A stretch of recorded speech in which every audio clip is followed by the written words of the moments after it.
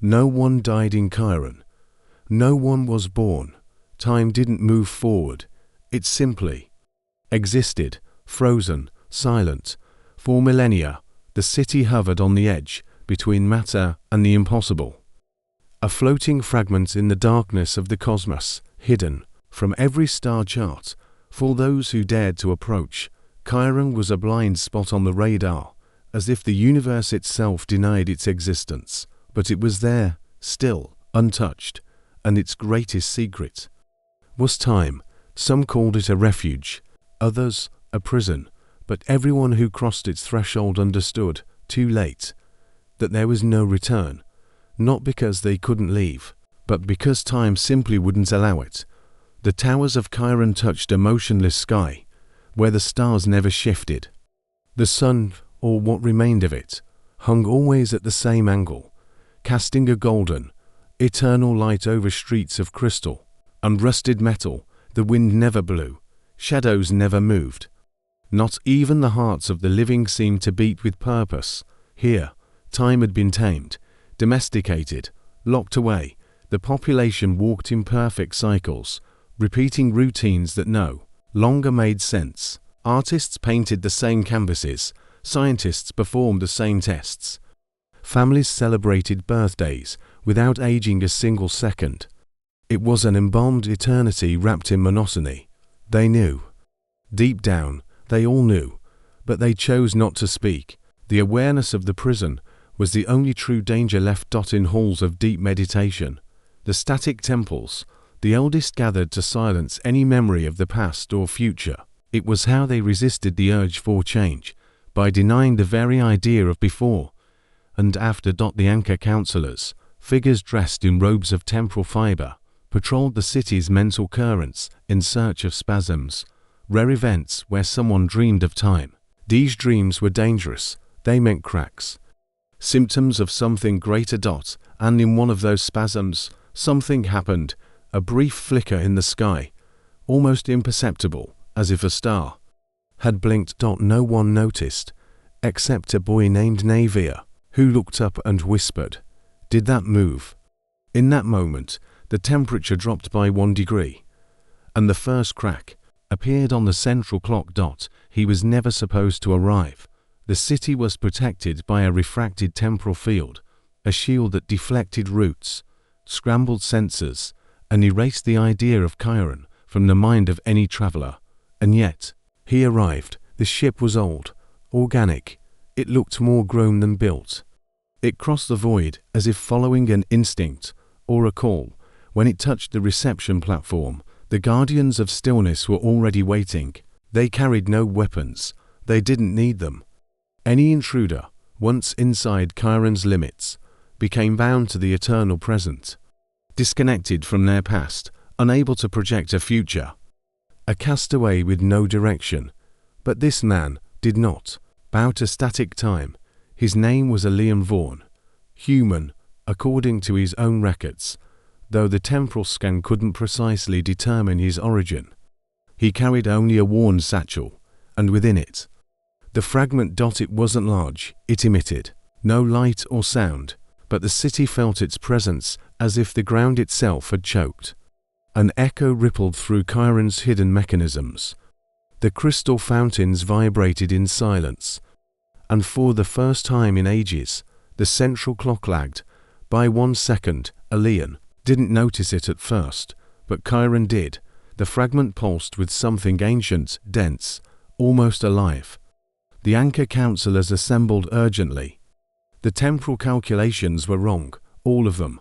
What Elian carried wasn't just temporal tech. It was a shard of time's own consciousness, a forgotten splinter from what had been sealed millennia ago, a piece of the same entity the city had sworn to imprison. And by touching it, Elian became more than a stranger. He became the variable, the fracture, the possibility, and deep within Chiron, where Chrono still slept, an eye opened. It began with small distortions, almost imperceptible, a reflection where there was no light, an ancient sound echoing through corridors, a sound no citizen could name, yet all found strangely familiar. flowers blooming and closing, that had never bloomed before. The chrono crystals installed at Chiron's vertices, emitters of temporal stability for millennia, began to falter. They didn't shatter, they didn't scream, they simply hesitated. And so the first spasms began to spread. Inhabitants who, for a moment, remembered names they never had, voices from within, speaking of lives they never lived. A woman named Isara claimed to see her son's face, though she'd never had one. A craftsman, entranced, drew star maps of systems not yet born. The temporal rifts were not visible. They were like cracks in the mirror of perception, interferences in the now. The Council of Chiron responded with silence, as always, but the Guardians of Stillness began watching Aleian more closely. They didn't blame him, not yet, but the fragment he carried seemed to tune the city to something it had spent eons trying to forget. Aleian, in turn, felt everything. Memories that weren't his stirred within him, images, wars from other cycles. A crystal prison encasing a being made of pure time. And a phrase that echoed again and again, "You are the second bearer." Lyra, a young inhabitant of Chiron seemingly less affected by the stagnation, was the first to believe him. She had seen Elian's eyes change color when he touched the fragment, and in dreams she saw him. In other versions of himself, she was the one who joined Aleian as he journeyed to the city's edge, to the forbidden's borders, where the ruins of the flow lay buried beneath sealed time. But behind them, time was already walking. And with each passing second, now, came weight. The council hall was a place where time had long given up trying to flow. There, the 7 anchor councillors remained petrified in eternal pastures, expressionless faces, draped in robes woven from the very fabric of night. Their bodies did not breathe. Their eyes did not blink. They simply were. Always had been. But that day, something changed when Aleian crossed the chamber doors, flanked by 3 guardians of stillness and watched from afar by Lyra. The hall trembled ever so slightly, as if the structure, even without language, could feel fear. The fragment of Chrono pulsed within the satchel at his chest, and with each pulse, the liquid obsidian walls reacted, emitting echoes that didn't fade. They accumulated, like trapped memories begging for release. The eldest of the councillors, known as Orn Valleys, moved his eyes for the first time in centuries, a minimal motion. But in Chiron, it was the equivalent of an earthquake. "You," whispered a soundless voice, resonating directly in Elian's mind, "are a mistake." There was no trial. He was already condemned. According to the council, the fragment should have been destroyed during the Great Sealing, when Chron, the temporal entity, was divided and imprisoned. By carrying it, Aleian had reopened a wound the entire universe had tried to forget, and his mere presence, outside the sanctioned temporal coordinates, was considered a cosmic heresy. But Aleian did not flinch. "I'm not the mistake," he said. "The mistake was forgetting time. Pretending it doesn't exist, that it doesn't think." Silence. The councillors exchanged glances slowly, as if each movement had to cross centuries. One of them murmured, "Time doesn't think, it corrects." But Aleian knew. He felt the fragment inside him as something alive. And what pulsed there wasn't just energy. It was consciousness. Before the guardians could stop him, he raised the fragment before the chamber. For an instant, everything stopped. Even time within the city. And then, for the first time since Chiron's creation, the motionless council blinked. The fragment of Chrono was not merely a key. It was a reminder. When Aleian lifted it before the council, he didn't just activate an artifact. He awakened dormant universal memories. And those memories returned with silent violence. The city of Chiron, built to be untouchable, began to remember. In the static temples, monks collapsed, seeing millennia they had never lived. In the streets, children spoke languages forgotten by entire galaxies. An old tailor fell to his knees in tears, calling out for a wife who never existed, or perhaps had, in a time before time. subjective time, the thing everyone pretended not to feel, was infiltrating every mind. Not as a violent force, but as an echo, Alian, in turn, felt himself dissolving. Inside him, the fragment didn't just vibrate. It sang. Visions overwhelmed him with inhuman intensity. He saw the founding of Chiron, not as a city, but as a prison. Thousands of beings, in panic, fleeing from something time itself had created. Chron, the entity that grew with every second perceived. And then, the ceiling. 7 civilizations, united by fear, divided time's consciousness into fragments. Each sealed in a different part of the universe. Chiron was built atop the most dangerous of all, the core of temporal will. The goal was not to protect time. It was to prevent it from acting. They didn't understand.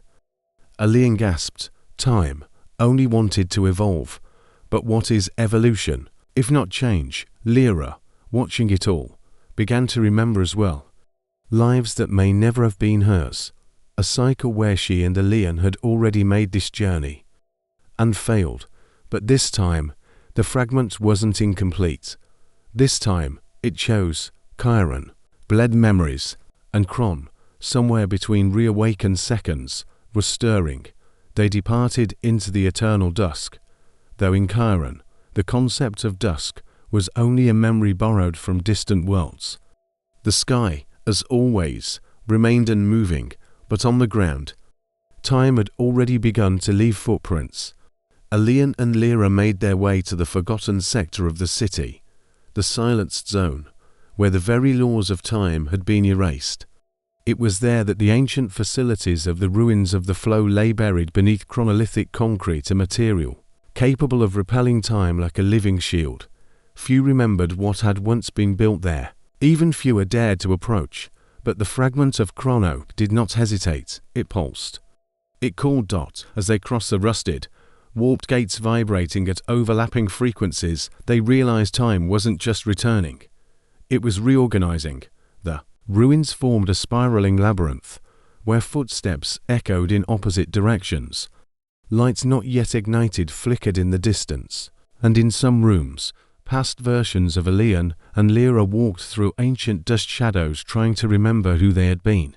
They reached the core, a sphere suspended by strands of chronological energy, the vault of flow.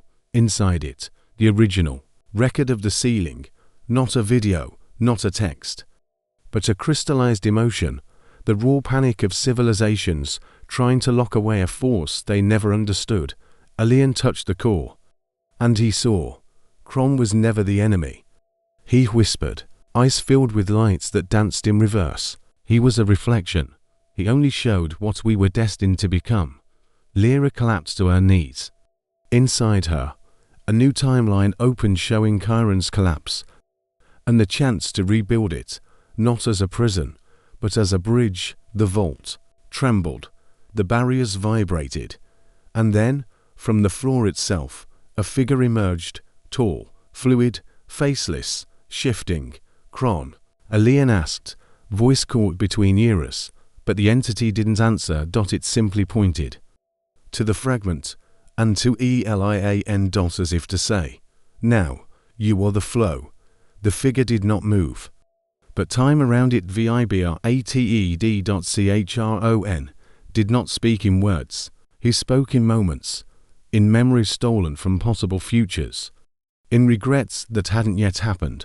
Alian felt himself split into thousands of versions: soldiers, traitors, heroes, deserters, all living within one body. Every choice not yet made, every path never taken, now danced before him, as if the entire universe waited on his decision. And then, Chron showed him, not a vision, but a sentence.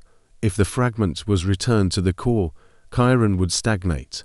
Once more, time would be sealed again. The galaxy would move forward, forgetting what it had lost. But if he accepted what he had become, the bearer of temporal will, the ceiling would break. Chron would return, not as an entity, but as a living, conscious force, an agent of transformation across the fabric of reality. Is that what you want? Lyra murmured, trying to hold her mind together amid the collapse of perception. Alian didn't answer. He couldn't, because within him, time had begun to want, too. The fragment burned not with pain, but with purpose, and every heartbeat seemed to open a new timeline around him. For the first time, he understood. Chrono did not want to destroy the universe. He wanted to free it from its repetitions, the cycles, the wars, the political and mental prisons of entire civilizations. Stagnation was the true enemy. And he, Alian, had become the only variable with enough free will to break the loop. Around them, the ruins of the flow began to reconfigure. The labyrinth bent inward, as if recognizing a new gravitational center. And Chrono, with one final subtle gesture, dissolved into particles of light, merging completely with the fragment. And with Elian. Now, he wasn't just the bearer, he was the conduit of time. And Chrono would never be the same. They were the first to feel it. The guardians of stillness, programmed to monitor temporal disturbances, sensed the moment the flow stopped being a line and became a raging sea. They didn't understand what Alian had done, but they knew what it meant. The rupture. The founding command of Chrono had always been clear. Time must not be felt. Time must not be summoned. Time must be sealed. But now, the bearer of the fragment walked among them not as an intruder, but as the new center of the city. Roads bent around him. Broken clocks began to tick. And in his eyes, the reflection of something no longer contained. The guardians divided. Some, the oldest, known as the stables, wanted to reverse the flow, destroy the bearer, and reseal the fragment. Others, the awakened, began to remember. Yes, remember, when they were human before they merged with the temporal protocol. They saw in Alian not a threat, but a chance to return to consciousness, to felt time, to choice. The rebellion began without a sound. One guardian hesitated before Alian, and did not attack. Instead, it bowed its head. And for the first time in ages, it wept. Lyra watched everything, walking the line between faith and fear. She saw the city reconfiguring itself, buildings growing like roots, skies shifting between past and future, people remembering lives they'd never lived. The city was no longer a prison.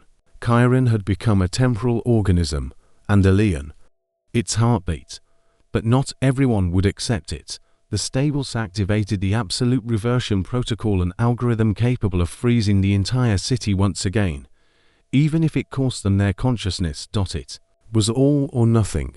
Alian had to decide whether to run or face the very dogma that had held time captive for millennia. But inside him, the answer had already formed, because time, now awakened, no longer obeyed commands. Chrono had always been an illusion, a structure not built from stone, but from denial. Denial of time, denial of change, denial of the natural flow of existence. But now, time had returned, and there was no more containment possible. When the stables triggered the absolute reversion protocol, the city's core reacted like a betrayed heart. The ground shook. Chrono's curved towers began to disintegrate, not into rubble, but into echoes. Echoes of earlier versions of Chrono, overlapping like suppressed memories of a fractured mind. The skies lost their color. Sounds reversed. People floated between realities, conversing with older, younger versions of themselves in lives they never lived, but might have. Time had been set free, and Alian was the epicenter. Lyra tried to reach the council, but the members were no longer there. Their essences had been absorbed by the city itself. Now, Chrono spoke for itself, in layered voices from forgotten ages. The cycle ends, the cycle begins. We are the cycle. At the center of the chaos, Alian stood still. The fragment, now fused to his body, expanded like a gravitational field of living memory. He didn't fight. He didn't resist. He simply felt, and in feeling, he guided. The awakened former guardians gathered around him, no longer machines, but conscious hybrids, free from the doctrine of stillness. Together, They formed a circle around the city's vibrating core, where time was still unstable, but fertile. There, the new cycle would begin.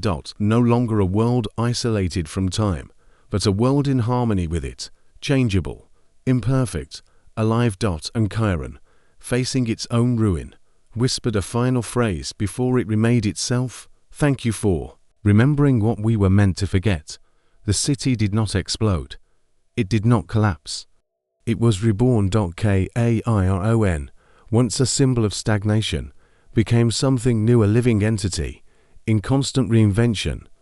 Its buildings pulsed with temporal rhythm. Its rivers flowed in different directions, some to the past, others to futures yet to be dreamed.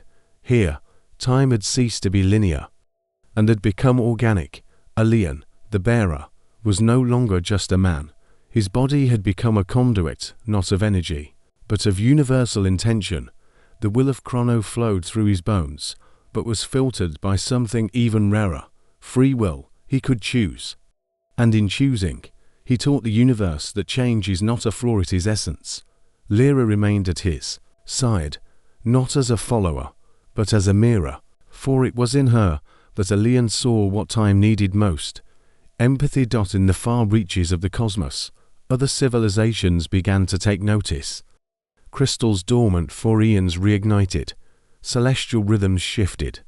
Forgotten planets received echoes of something new, a heartbeat that did not come from a body, but from a decision. Elion's name was not etched in stone. It became no monument, but his legacy spread like a gravitational whisper across entire star systems. And now, every race that once tried to imprison time would learn an unavoidable truth. Time cannot be conquered, but it can be set free. And in the heart of Chiron, where it all began, one final phrase still echoes between pulses and silences, reaching beyond the grasp of any era. You are the flow.